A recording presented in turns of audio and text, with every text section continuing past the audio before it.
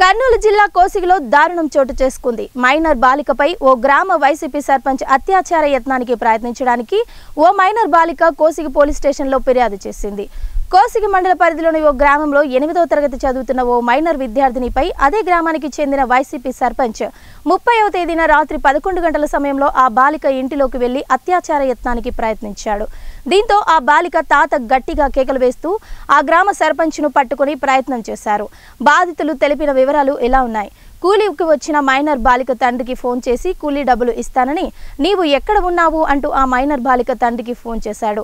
అయితే ఆ బాలిక తండ్రి తాను వేరే ఊరిలో ఉన్నట్లు ఆ సర్పంచ్కు తెలిపాడు. దీంతో ఇదే అదునుగా భావించిన ఆ గ్రామ వైసీపీ సర్పంచ్ ఆ బాలిక ఇంటిలోకి ప్రవేశించాడు.